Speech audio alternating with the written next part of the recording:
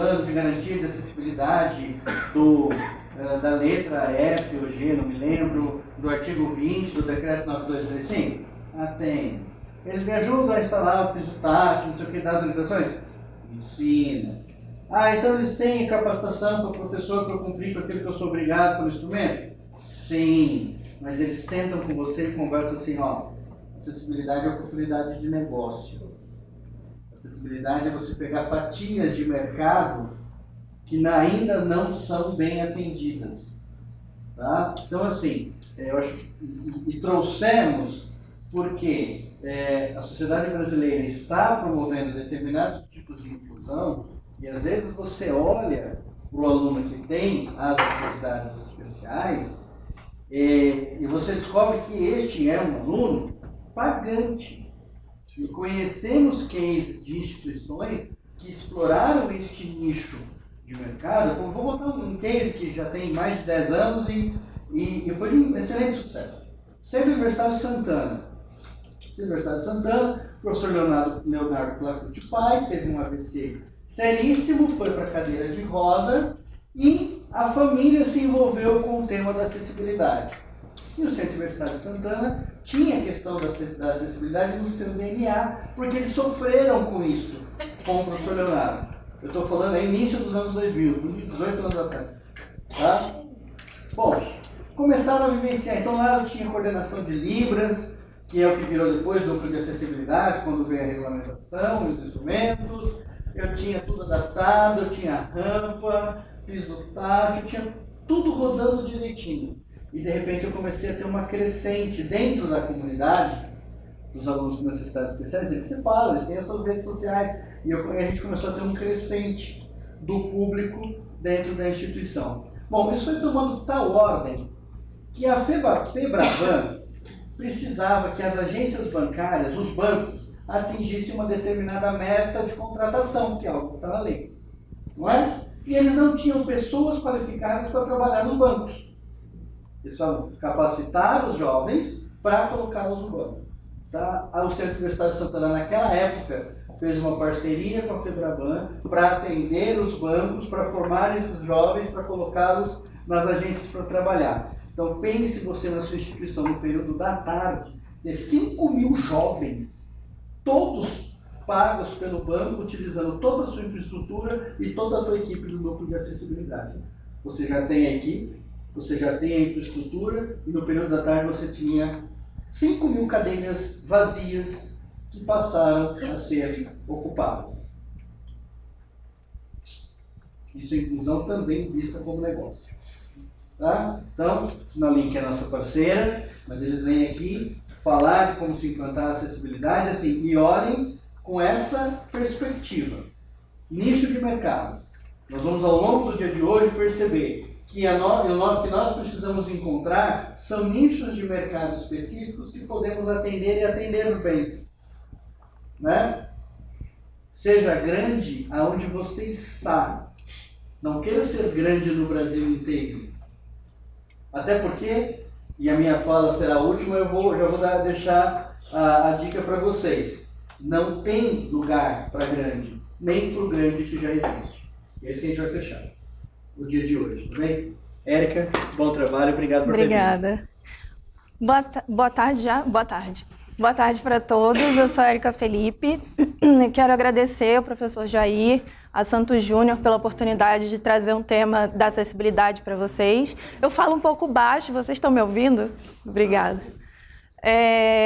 Esse tema é um tema super importante. A acessibilidade se tornou um tema mais relevante de 2004 para cá, quando entrou a norma da BNT, né? E de lá para cá tem se falado cada vez mais de acessibilidade. De dezembro para cá, especialmente, as pessoas, principalmente as instituições de ensino superior, estão falando muito do plano de acessibilidade, que pegou muita gente de surpresa, muita gente ficou desesperada, não sei o que fazer. Eu também não sabia, porque quando lançaram essa obrigatoriedade do plano, não deram nenhuma estrutura para esse plano. Então, eu fui buscar formas de fazer esse plano e eu vou passar algumas para vocês. Falando um pouquinho de mim, Eu sou consultora de acessibilidade, palestrante. A minha formação, eu sou pós-graduada em orientação e mobilidade, da primeira turma de orientação e mobilidade do Brasil, pelo Instituto Federal do Ceará. Infelizmente, é a primeira e a última turma por enquanto, né? Eu conheço várias pessoas que têm interesse em trabalhar na área da acessibilidade, mas como é um curso oferecido pelo governo, o governo não tem interesse em manter o curso, então por enquanto vai ser a primeira e a última turma. Mas espero que o próximo governo abra mais oportunidades, porque o profissional de acessibilidade aqui no Brasil ainda é pouco conhecido, mas fora do Brasil, principalmente nos Estados Unidos e no Canadá, esse profissional ele atua junto com arquitetos e engenheiros.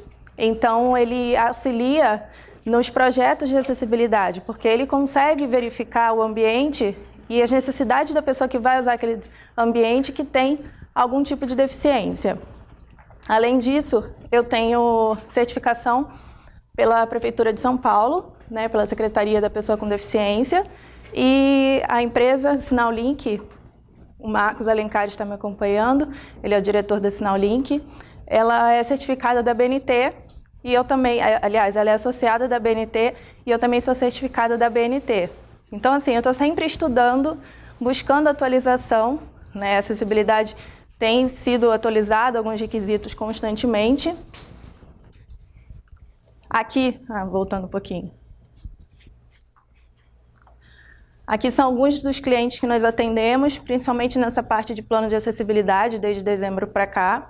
Atendemos esses clientes no Brasil todo. E é um trabalho muito interessante, porque no Brasil, esse tema eu trouxe para vocês sabendo que eu ia falar para gestores, principalmente professores, profissionais de educação, e como o professor Jair falou, a abordagem aqui é para que vocês vejam que a acessibilidade, a pessoa com deficiência, é um cliente importante, é um cliente que quer entrar nas universidades.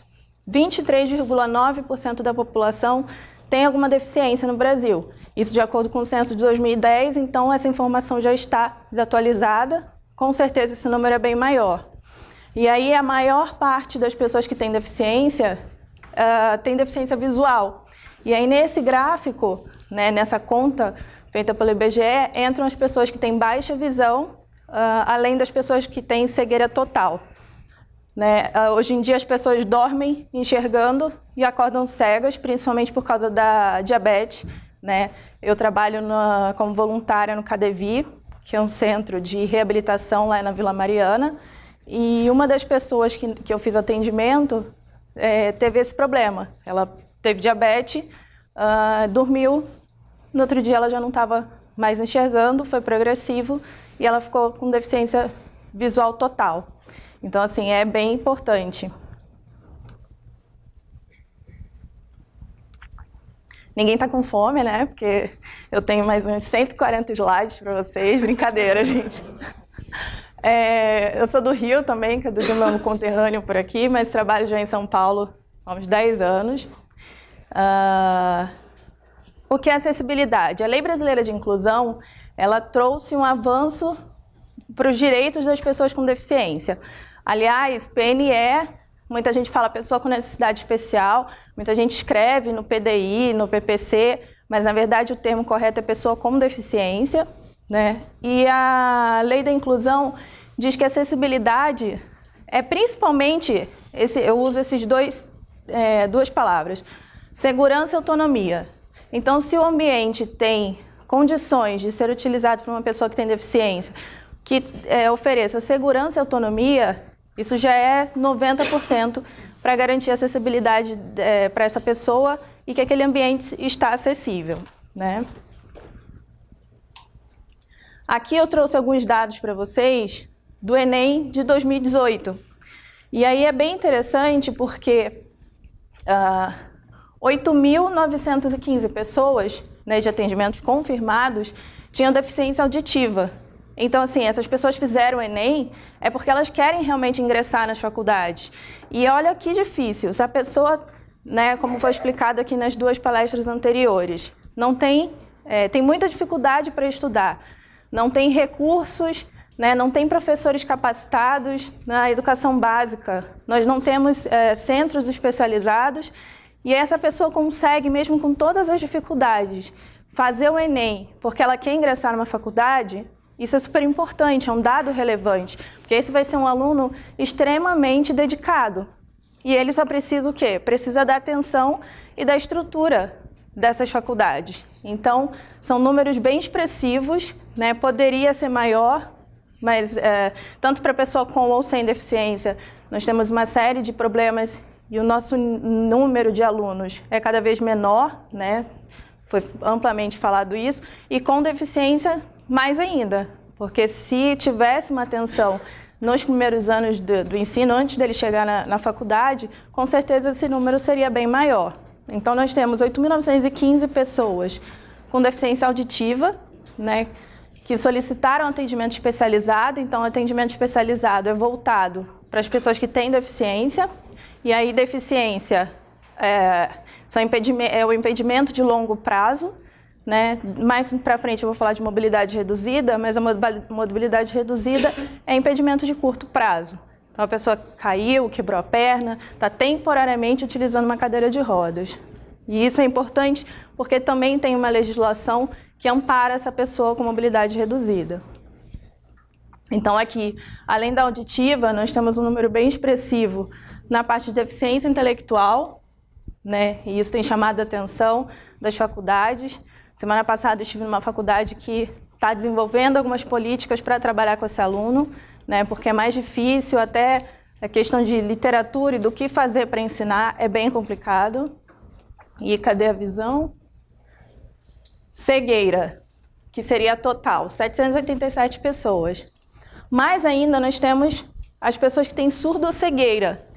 Alguém sabe aqui o que é surdo-cegueira? É bem interessante. Surdo-cegueira, além da pessoa não conseguir enxergar, ela também não consegue ouvir. Então, imagina a comunicação com essa pessoa. Então, uma das formas de comunicação é o tadoma, né, que colocam o dedo, o polegar, na boca do acompanhante, enfim, do intérprete, e os outros dedos no pescoço, porque a pessoa entende a outra pela vibração das cordas vocais. Então, assim, e essas pessoas estão fazendo Enem, né? De 25 pessoas que se inscreveram, 16 fizeram. Então, assim, pode ser que vocês recebam esse aluno na faculdade de vocês. E aí, o que fazer, né? Então, assim, a importância do plano de acessibilidade é lidar com essas questões que podem aparecer. Um desses alunos com surdo-cegueira pode entrar na instituição de vocês. Então, desculpa, é super importante ter um plano para lidar com esses tipos de atendimento. Outra maneira que se comunicam com a pessoa que tem surdo-cegueira é através da Libras tátil. Libras é o segundo idioma do Brasil, né? Língua oficial para as pessoas surdas, e para quem tem surdo-cegueira, ele é feito na mão. Então, os símbolos todos são feitos na mão da pessoa e ela tem que entender esse tipo de comunicação. Então, imagina passar, dependendo do curso que a pessoa escolhe, né, adequar esse currículo para que ela consiga se formar. Porque eu falo que mais importante do que entrar nas faculdades é se formar, né? Porque um número muito grande faz a matrícula, mas lá no final, às vezes a turma que começou com 50 alunos, 10 se formam. Então, com a pessoa com deficiência, mais difícil ainda, a dificuldade é muito maior. Aqui nós temos aqueles atendimentos especializados, aqui são os atendimentos específicos. Nos atendimentos específicos, nós temos 70 gestantes confirmadas, 1.781 lactantes, né, mães que estão amamentando, 255 idosos e 5.377 com outras questões, né? Alguns são as pessoas que guardam sábado, enfim, uma infinidade de coisas. Mas pensando no público de idosos, gestantes e lactantes, esses entram no atendimento prioritário da pessoa que tem uma lei, né, para atendimento prioritário. Então, as instituições são obrigadas a sinalizar, as pessoas que fazem atendimento nas secretarias, captação de alunos, precisam saber como lidar com esse aluno, como fazer o atendimento. E isso também entra numa das dimensões que eu vou falar mais para frente, que é a dimensão atitudinal. Muitas vezes as pessoas com deficiência com quem eu trabalho, me dizem, às vezes eu não tenho uma rampa, né? Eu tenho dificuldade, tenho que me carregar em escada, mas a atitude do atendente, a maneira como ele me trata, que faz toda a diferença. Então eu volto naquele ambiente. Não estou dizendo que nada, por conta do atendimento eu não vou adequar, mas uma coisa complementa a outra. E às vezes a atitude é mais importante em determinados momentos do que a parte toda de estrutura arquitetônica, porque essas pessoas, assim como todo mundo, quer ser bem tratado. E aqui os recursos que foram solicitados para esse Enem de 2018, por tipo. Então, qual a importância do plano, novamente falando?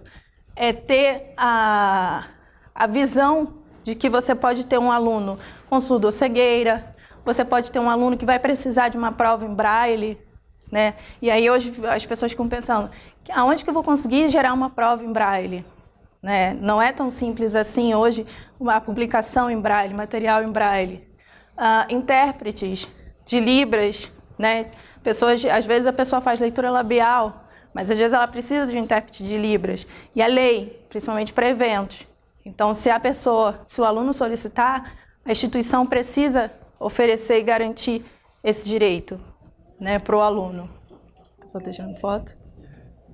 Conseguiu? E aí, por que desenvolver um plano de acessibilidade? Eu trouxe 5 benefícios para desenvolver o plano de acessibilidade. Porque às vezes muitas pessoas, eu me deparo com instituições que veem a acessibilidade como uma coisa boa, tudo bem, acha que é só colar um piso tátil, e não é, muito maior do que isso.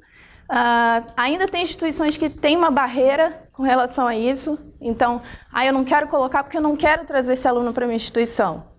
E é justamente o contrário. Se você traz esse aluno, você vira uma referência naquele local. Esse aluno, com certeza, principalmente a comunidade surda, eles têm um grupo muito forte de relacionamento. E esse grupo, com certeza, se tem condições de acessibilidade na instituição e ele é bem atendido, ele vai passar para todos os amigos, toda aquela comunidade, e o número de matrículas vai aumentar, que é o grande interesse das instituições, né? Ter alunos, fazer a matrícula e mantê-los até o final do curso. Então, aqui, como os 5 benefícios, um deles é que o plano de acessibilidade, você consegue identificar as reformas necessárias. Às vezes a pessoa fala, ai meu Deus, acessibilidade, já fica tenso, achando que vai gastar uma fortuna, e não é bem assim. Às vezes, é importante procurar profissionais que estejam capacitados, que saibam, conheçam a NBR 9050 principalmente, porque às vezes eu chego nas instituições e o pessoal que é cego, e eu tenho liberdade de brincar com eles, eles falam que parece que eles chegaram na cegovia, porque tem piso tátil em todo lado, só falta colocar piso no teto. E isso mais confunde o cego do que ajuda, porque vamos combinar, se você estiver vendado e tem um monte de piso tátil, você não sabe para onde você está indo, né? Não faz sentido ter um monte de piso tátil. Deixa eu beber um golinho d'água. Estou um pouco rouca. Então, assim, vamos evitar a cegovia. Isso é bom para o gestor, porque vai economizar. Piso tátil a gente sabe que é caro, né? Tem uma mão de obra especializada para colocar, porque senão acontece também, como eu já vi, numa empresa grande, colocar um de bolinha, um de tracinho, que é o alerta e o direcional. Aí eu olhei e perguntei, né, o que aconteceu? Ah, não, é que deram para o pedreiro e ele achou que assim ficava mais bonito. Mas não faz sentido, não é para decorar, né? Aquilo traz uma mensagem para a pessoa com deficiência visual. É verdade, gente. Então, assim, eu já vi de tudo um pouco. Já viajei para o Brasil inteiro, para Macapá. Então, assim, cada lugar tem uma história interessante. Essa me marcou porque era um piso de bolinha e tracinho, porque ficava bonito. Então, assim, as pessoas às vezes nem entendem o que significa aquilo, né? Que o alerta, às vezes o pessoal liga lá na empresa, eu quero comprar aquele piso de bolinha, mas não sabe para que serve, onde que vai colocar. Então, o plano de acessibilidade é importante para você identificar a real necessidade de reformar, de passar piso tátil. E não é só piso tátil, você precisa sinalizar. Muitas vezes são questões bem simples, de simples sinalização. Você precisa muitas das vezes identificar o seu mobiliário com o símbolo internacional de acesso, que é aquele símbolo que tem o desenho da pessoa na cadeira de rodas. Aquele símbolo, muita gente acha que aquilo está adaptado só para quem está numa cadeira de rodas, e na verdade não. Ele, como símbolo internacional de acesso, serve para todas as deficiências. Então, adaptar o mobiliário, sinalizar o mobiliário, né? Sinalizar, tem uma norma só de sinalização na BNT, e a norma 9050, que foi reformulada em 2015, leva para essa norma também a 15599, que é a de comunicação. E a de comunicação é basicamente manter laboratórios e bibliotecas com recursos de tecnologia assistiva, sinalizar os espaços, né? Colocar aquelas placas indicativas. É só você pensar, se eu não conhecesse a minha instituição e chegasse hoje aqui, será que eu ia saber onde é que fica um auditório? Onde é que fica a biblioteca? Está sinalizado adequadamente? E nem é só para a pessoa que tem deficiência, serve para todos, porque a BNT também leva em consideração a questão do design universal. Então o pessoal às vezes, eu vou fazer aquela posição rebaixada lá no cantinho para atender a pessoa com cadeira de rodas. Mas não, no conceito de design universal, você pode fazer um balcão mais baixo, né, e que vai atender pessoas que têm deficiência ou não, né? E você vai tornar aquele ambiente amigável para todo mundo. Às vezes, a norma também tem a demarcação de solo, que é 1,20 m por 80 m. Antigamente, o pessoal olhava e tinha aquela placa gigante azul, olha eu desmontando o controle, gigante azul no chão. E aí a pessoa ficava se sentindo discriminada. Eu também ia ficar com vergonha. E aí agora vai sair uma errata, né? Aliás, uma correção da norma, não é nem errata nem correção, é uma atualização da norma, autorizando no aeroporto de Guarulhos, eu não sei quem teve a oportunidade de passar por lá, já tem um símbolo menor, que é o 45 por 45. Então, assim, as coisas estão se adequando. E fazendo esse plano de acessibilidade, você consegue identificar as necessidades, orientar as ações para a inclusão dos alunos com deficiência, porque chegou o aluno na minha faculdade, eu faço o que com esse aluno? Né? E aí também é interessante porque tem, às vezes, o pessoal da captação ou da secretaria, eles têm vergonha ou eles não sabem atender. Já passei por situações que o pessoal da secretaria tinha vergonha e não sabia como falar, como abordar pessoas com deficiência intelectual. Ou aconteceu recente agora, que era um anão, o anão se matriculou e o pessoal ficou com vergonha de perguntar para ele se ele precisava de algum recurso. Então aí entra a importância de ter uma equipe que vai trabalhar com esses alunos. E aí eu vou falar mais para frente, mas a criação de um núcleo de acessibilidade é fundamental para você conseguir gerenciar todas essas ações. Aprimorar a comunicação interna, porque a partir do momento que você treina os seus colaboradores, além de promover a acessibilidade atitudinal, você também consegue gerar um comprometimento desses colaboradores, porque eles vão entender o que é acessibilidade, que tá dentro da área de responsabilidade social, né? E vão se sentir importantes, vão saber que eles têm ações para tomar, né? Então sai do papel, quando está no papel, né? E vai de fato para todos, né? Todas as áreas da instituição, principalmente aquelas que lidam com os alunos. Facilita o planejamento financeiro, e aí a parte boa, né? E a redução de custos, porque a partir do momento que você fez isso, você vai reduzir o seu custo. Então, às vezes você quer fazer por partes, porque é muito caro. Então, eu vou colocar só um pouquinho de placa de braille, aí coloque em áreas técnicas, refeitório, qual que tem muito?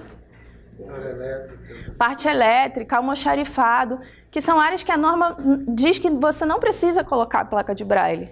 E aí, às vezes, a pessoa não faz esse planejamento, sai colocando placa de braille em todos os lugares, gasta um dinheiro que não é necessário, ou coloca piso tátil em tudo. Então, aqui é uma grande diferença. Falar, redução de custos. Gente, é uma redução de custo significativa, porque o material de acessibilidade hoje no Brasil ainda é caro, porque são poucas empresas fabricam, têm interesse em fabricar esse tipo de material. Aumentou, cresceu o número de empresas trabalhando, mas ainda é difícil, porque as empresas fabricam material, mas também não sabem instalar, ou não sabem aonde que coloca e por que coloca. Então, essa redução aqui é bem significativa. E eu coloquei quinto lugar, porque o mais importante nesse caso é atender o cliente. Mas em quinto lugar, se você faz tudo isso aqui, você acaba atendendo todos os requisitos legais. E hoje tem várias normas que protegem as pessoas, protegem também os estudantes, tem partes específicas, principalmente na LBI, que é a Lei Brasileira de Inclusão, voltada para a área da educação. Então, se você cumprir isso aqui, se planejar, você automaticamente vai atender os requisitos legais. Então, é bom, é positivo para a faculdade, vai trazer alunos, né? Você vai conseguir se planejar e fazer ao longo de um tempo determinado e vai atender as normas vigentes. 15/12/2017 é uma data marcante para os gestores, porque foi liberado esse decreto que fala do plano de garantia de acessibilidade. E aí foi um momento de muita dúvida, porque ele tem que ser em conformidade com a legislação, acompanhado de laudo técnico. Como fazer, quem faz, o que precisa ter nesse laudo. Eu também não sabia. E aí eu fui verificar. Eu já fazia relatórios de acessibilidade, mas não planos de acessibilidade especificamente para instituições de ensino. Atendia hotéis, algumas instituições de ensino também. E aí eu criei esse plano de acessibilidade baseado nos próprios documentos do MEC. Documentos orientadores. Então, assim, eu li uma infinidade de documentos orientadores, desde lá dos mais antigos até os atuais, e eu percebi que o tema acessibilidade, geralmente as mesmas coisas são cobradas, e ao passar dos anos, algumas coisas foram incorporadas por questão de evolução tecnológica, enfim. E baseado nisso, eu criei o plano de acessibilidade, o professor Jair me consultou também, fiz alguns planos para instituições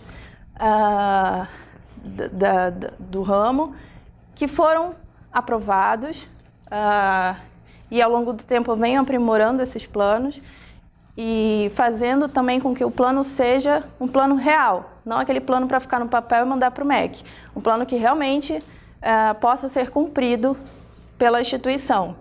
E aí, junto com o decreto, né, veio também essa nota técnica do MEC, falando também do plano de acessibilidade, né, a importância de postar no site, lá na ferramenta eletrônica. Há umas 2 semanas, acredito que muitos receberam esse e-mail aqui. Eu estava num cliente, ele recebeu e me chamou, Érica, olha o e-mail que eu recebi. E eu estava fazendo justamente o plano dele.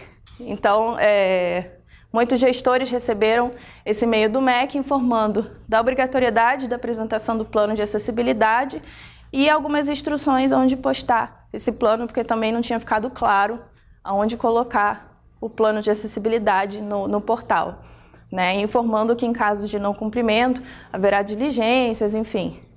Mas muita gente recebeu e aí muita gente entrou em pânico, também começou a mandar mensagem, ai meu Deus. Então sei que tem uma série de instituições que não se prepararam e que ainda não têm o plano. Muitas já estão começando a fazer, mas é importante ter. E aí, acredito que muita gente está curioso, mas como estruturar o plano de acessibilidade? E aí eu acho que esse número é bom, né? 7, outra palestra também falaram de 7. 7 passos para a criação de um plano de acessibilidade eficiente, que realmente pode ser utilizado. Então, o primeiro passo é o básico, às vezes é o simples, mas que muita faculdade ainda não tem, que é criar um núcleo de acessibilidade. E esse núcleo de acessibilidade, ele é falado nos documentos do MEC, principalmente para aqueles voltados para os avaliadores, quando eles vão fazer a avaliação em loco. Então, o núcleo de acessibilidade é um dos itens que os avaliadores verificam se a instituição tem ou não tem. Essa criação do núcleo de acessibilidade é fundamental, porque é através dele que vocês vão verificar os objetivos do núcleo, então, de acordo com cada instituição, com a realidade de cada um, vão verificar, vão colocar nesse documento de criação do núcleo as pessoas que compõem essa comissão e dar as responsabilidades para cada pessoa.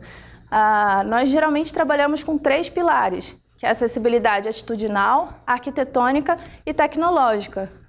Geralmente, muitas faculdades agora já têm trabalhado e têm algum material voltado para acessibilidade pedagógica, mas ainda é bem tímido, mas a gente consegue inserir e a gente consegue complementar, dar ideias, sugestões e está sendo muito bem recebido. Então, esse é o primeiro ponto. O relatório de acessibilidade. A Sinalink trabalha com plano de acessibilidade e ela faz um relatório como anexo do plano. Esse relatório é bem importante, principalmente para a parte arquitetônica, porque é aí que tira muitas dúvidas dos clientes. Então, esse plano é bem detalhado, baseado na BNT, na 9050.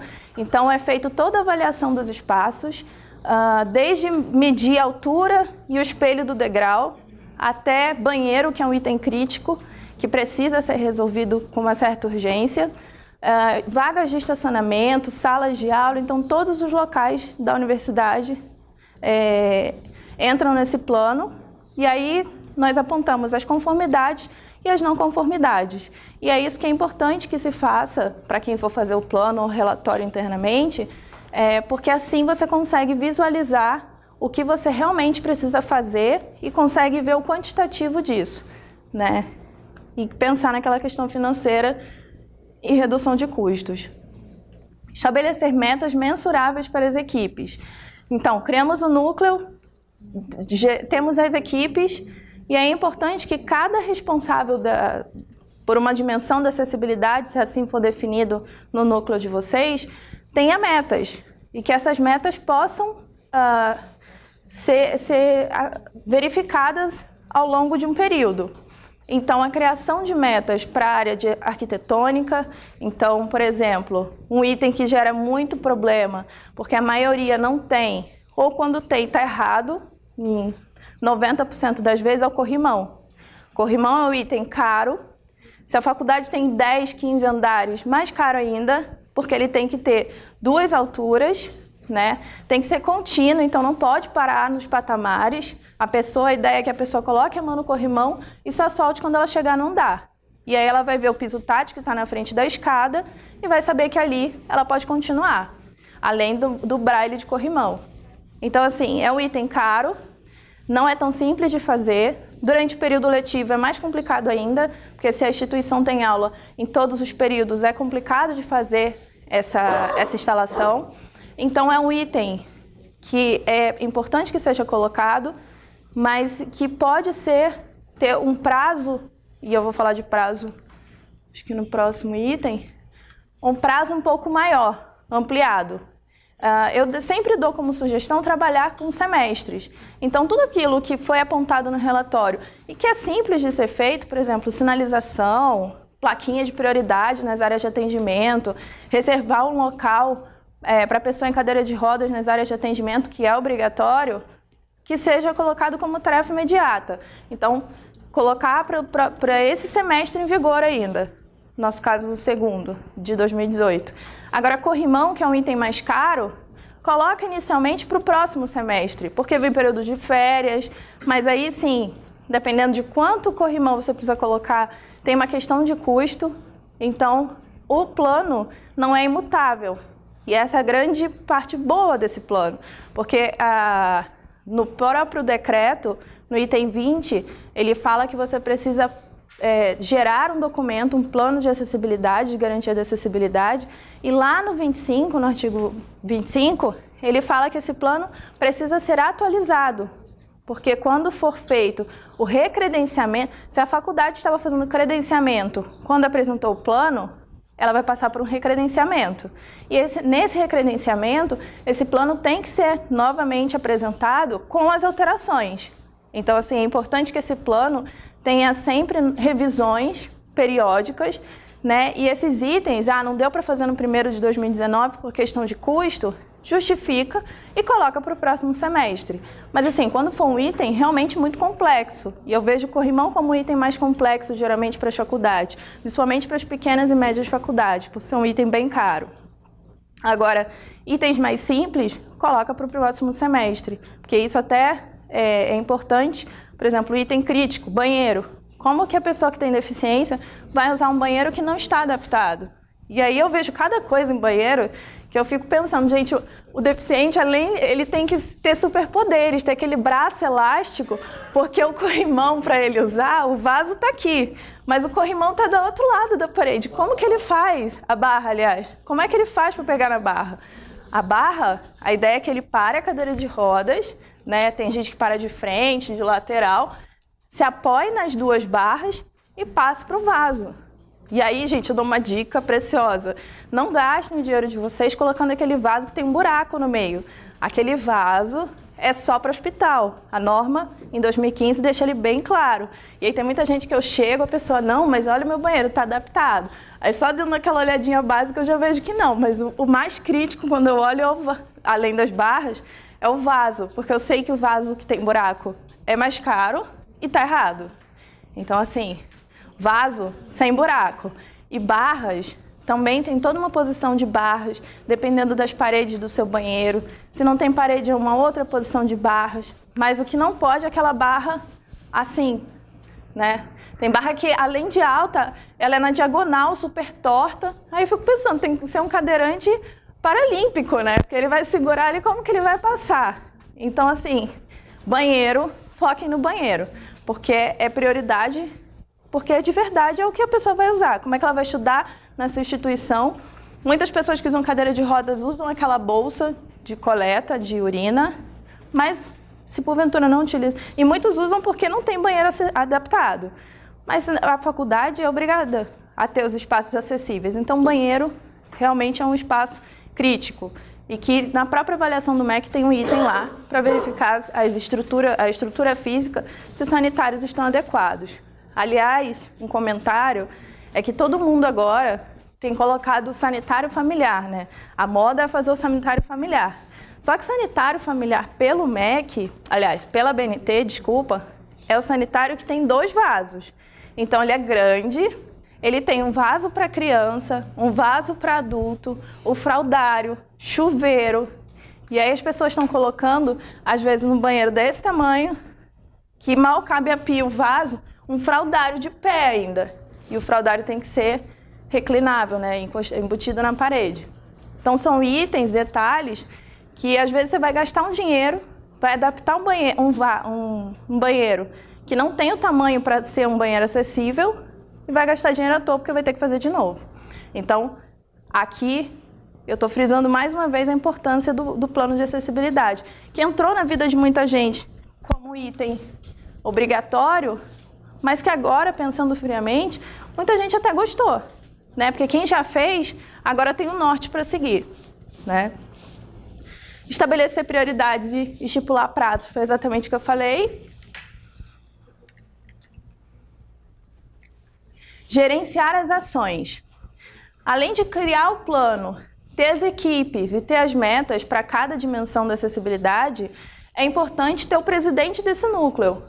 Porque esse presidente, e isso tem que ser constituído em ata, documento formal da faculdade, para que ele possa gerenciar essas ações, né? Então, as ações terão as ações, quem vai executar, quando vai executar, e é importante que se façam reuniões periódicas para verificar se realmente essas ações estão sendo cumpridas, o que deu certo. Às vezes, o que serve para uma faculdade não serve para outra, então pode ser que dê errado, né? Vamos corrigir, vamos mudar. Isso é importante colocar no plano também e documentar, né? Porque às vezes o pessoal quer o plano, aí fala, ah, Érica, mas não coloca que o nosso banheiro tá ruim, eu vou arrumar. Eu falo, gente, mas em nenhum momento o governo disse que você tem que estar com a escola perfeita, porque não existe nenhuma faculdade perfeita. Mas existe aquela faculdade que sabe que não está bom, não está adequado, que tem o plano dizendo isso e que também tem o plano dizendo que vai adequar em X períodos de tempo. Então, essa é a parte mais importante. E aqui, eu coloco como retrospectiva pontos negativos e positivos. Eu sempre dou a sugestão, principalmente no primeiro ano de estruturação desse plano e do núcleo de acessibilidade, fazer essa retrospectiva ao final de um ano de trabalho. Porque aí vocês vão ter tempo de treinar as equipes, de fazer ações de treinamento atitudinal, de sensibilização e conscientização dos alunos, por exemplo, que fica com a equipe da parte atitudinal, o uso indevido do estacionamento, da vaga da pessoa com deficiência, né? Mostrar, porque às vezes a pessoa para ali, mas não, sabe que está errado, mas não sabe, ou não parou para pensar, que aquela vaga tem um espaço adicional de 1,20 m, porque se a pessoa estiver dirigindo e ela for usar a cadeira, ela vai ter que tirar a cadeira e colocar para fora. E nas nossas vagas cada vez mais estreitas, isso é impossível. Então, aquele espaço tem uma função. Então, conscientizar esses alunos é importante e fica a cargo da equipe de acessibilidade atitudinal. A arquitetônica verifica esses pontos do relatório. A tecnológica verifica se os laboratórios e bibliotecas têm recursos de acessibilidade. Vai falar, nossa, Érica, mas você está falando em gastar. Gente, são coisas que vocês vão fazer uma vez, são itens super duráveis. Sinalização com placa de braille, ok, mas vocês vão colocar lá uma vez. Foi um gasto? Foi. Mas aquilo vai durar bastante tempo. Principalmente as faculdades que eu vejo que ao invés de colocar com fita, vão lá e parafusam o negócio na parede, pronto, resolveu o problema. Porque muito também tem problema de vandalismo. Então, assim, essas ações da parte atitudinal é até importante para conscientizar e demonstrar a importância daquele item, de cada item que foi colocado, além de divulgar que aquela faculdade está trabalhando para acessibilidade. Então, isso atrai aluno e aumenta a captação de alunos com deficiência e a sua faculdade vira uma referência na comunidade, né? Então, se alguém tem interesse em ser referência e trabalhar com esse nicho, tem tudo para dar certo, porque poucas faculdades hoje são referência no quesito acessibilidade, porque ainda tem muito preconceito, muito problema com relação a acho que vai ser difícil, enfim. Então essa retrospectiva é super importante. E aí vem a tão sonhada nota 5, né? Que todo mundo quer tirar 5, sentir a alegria das pessoas. A nota 5 é super importante e é um resultado, uma consequência. Lógico que não vale avaliar só a acessibilidade. Quando o avaliador chega na instituição, ele avalia corpo docente, avalia uma série de requisitos, mas a acessibilidade é uma área que eles têm avaliado e cada vez mais com detalhe. Então tem avaliador chegando com trena para medir realmente se a mesa tem os 73, 75 ou 85 de altura. Então, é importante tirar 5, mas esse 5 vem acompanhado também de acolhimento a esses alunos, né? Atendimento à responsabilidade social da faculdade, né? O interesse da faculdade virar uma referência naquele local, e isso tudo se traduz no 5. Então, o 5, hoje em dia, a forma de avaliação mudou, mas se você for olhar só a parte da acessibilidade, lógico, tem muita coisa que é subjetiva e isso ainda é um problema, mas o avaliador ainda é muito visual, mas muitas coisas da questão de acessibilidade não mudaram. Então,